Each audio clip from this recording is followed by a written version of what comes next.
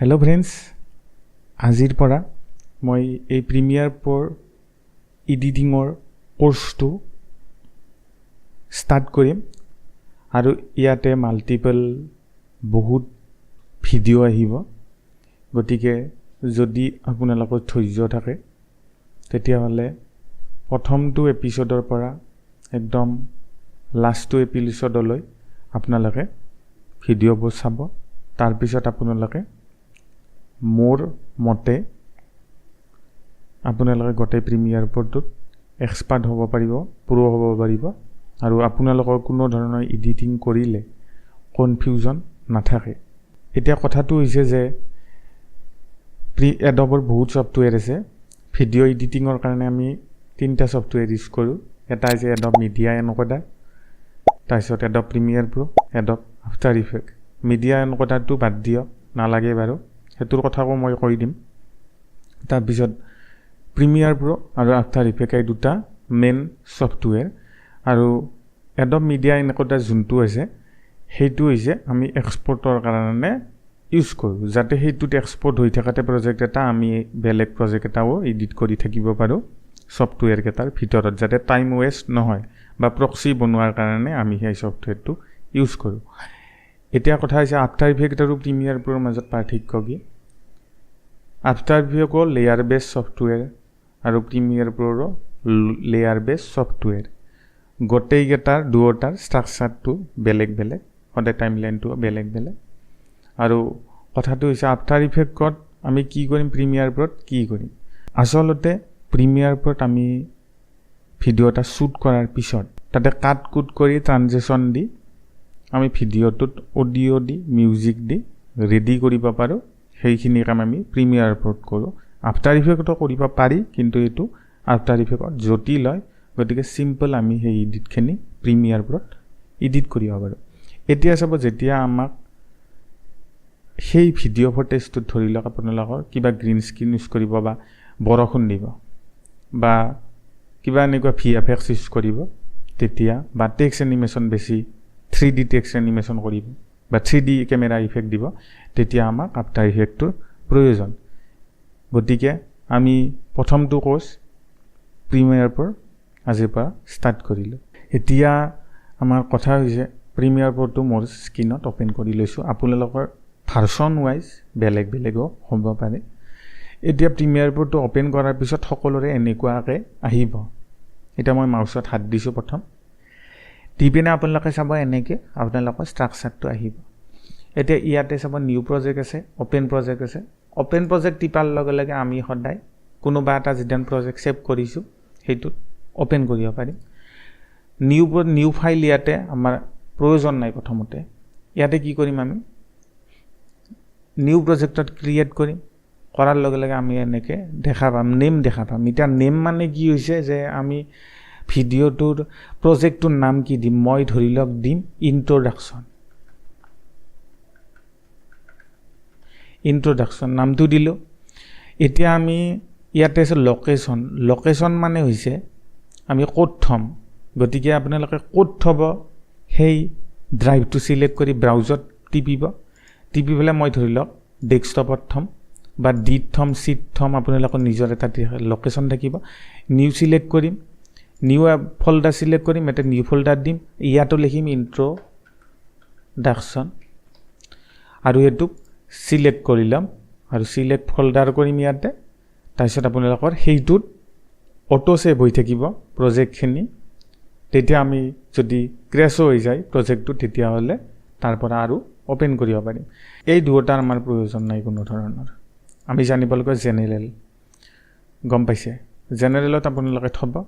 ইয়াতে চাব ৰেণ্ডাৰ, ইয়াতে কি কি আছে, Mercury playback engine software only, Mercury playback, GPU acceleration, CUDA, এই দুটা আছে। সদায় যদি গ্ৰাফিক্স কাৰ্ড নাথাকে আপোনালোকৰ মাৰ্কিউৰী প্লেবেক ইঞ্জিন ছফ্টৱেৰ অনলিত আহিব। যদি গ্ৰাফিক্স কাৰ্ডো থাকে GPU এক্সিলাৰেশ্যন, কুডা, এইটো আহিব। মই GPU দিয়া আছে। আৰু কুডা মিনছ কি, সদায় কুডা কৰি থাকে। আপোনালোকে যদি গুগলত যাই মাৰে এটা প্ৰচেছৰৰ কোৰ্চ কি নাম, যেনেকৈ থাকে থ্ৰেড 8টা কোৰ্চ 6টা, তেনেকৈ জিপিউত গ্ৰাফিক্স কাৰ্ডত কুডা কোড থাকে সেই কুডা কোড যি নাম হ'ব আপোনালোকৰ ৰেণ্ডাৰবিলাক সেই নামে স্মুথ হ'ব বা ভাল হ'ব এতিয়া বাকীখিনি আমাৰ চাব লগা একো প্ৰয়োজন নাই ডাইৰেক্ট ওকে প্ৰেছ কৰি দিম দিয়াৰ পিছত আপোনালোকৰ ইয়াতে লাৰ্নিং বুলি এটা লেয়াৰ ওপেন হ'ব যোনে যোনে ওপেন কৰিব খোজে ওপেন হ'ব এতিয়াটো কথা কৈছে ইয়াতে আমি শিকিব পাৰিম বস্তুখিনি কিন্তু আমাক ময়ে শিকাই দিম গতিকে আমাৰ প্ৰয়োজন নাই এইটোত আমি ওপৰত যাম বা উইন্ডোজত যাম ওয়াৰ্কস্পেসত যাম ইয়াতে এসেম্বলত ক্লিক কৰিম এতিয়া এইখিনিত আমাৰ আছে ইয়াতে আমি সদায় ভিডিও ফুটেজ এনেকে বা ইয়াতে ডাবল ক্লিক কৰিম আমি ইয়াতে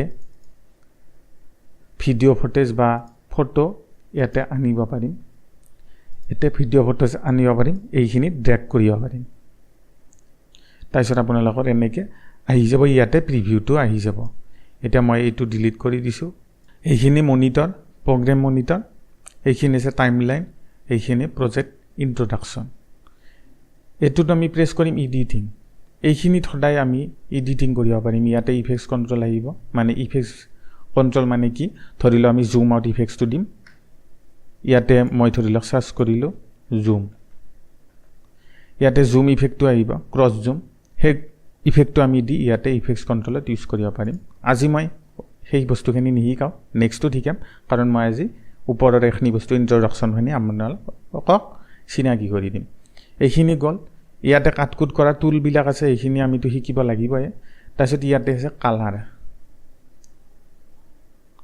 ইয়াতে আমি লুমেট্ৰি কালাৰ প্ৰগ্ৰাম মনিটৰ ইয়াতে বহুত কিবা কিবি পাম ইয়াতে আমি ইফেক্ট জয়েন কৰিব পাৰিম কিন্তু আমাক এইবিলাকত ইফেক্টছৰ লেয়াৰৰ আমাৰ প্ৰয়োজন নাই আমি নিজে এটা টাইমলাইন এটা বনাই লম বা ইয়াতে আপোনালোকে অডিও এডিট কৰিব পাৰিব এইখিনিত আমি গ্ৰাফিক্স মানে কি ইয়াতে টেক্সট লিখি আমি অতি সহজে এইখিনি এডিট কৰিব পাৰিম ইয়াতে আমি ক্যাপশন জেনাৰেট কৰিম ক্যাপশন আমাক প্ৰয়োজন নাই পিছত বাৰু মই লাষ্টলৈকে শিকাই দিম এতিয়া কথাটো হৈছে আমি এডিটিংৰ ভিতৰে কামখিনি কৰিম এই টাইমলাইনখিনি ভিতৰত কাম কৰিম প্ৰথম কামখিনি কাট কোড জি লাগে ইফেক্টস লাগে কিবা লাগে এইখিনি দিম বা জুম আউট জুম ইন কৰিব লাগে ফটেজটো ৰটেট কৰিব লাগে ক্ৰপ কৰিব লাগে এইখিনি বস্তু ইয়াতে কৰিম ইয়াৰ ভিতৰত কৰিম এইখিনি ইয়াৰে ইন্ট্ৰোডাকচন সফটওয়্যাৰটোত বাকি আপোনালোকে একো টেনচন ল'ব লগা নাই যদি আপোনালোকে সফটওয়্যাৰটো এক্সিট কৰিব খোজে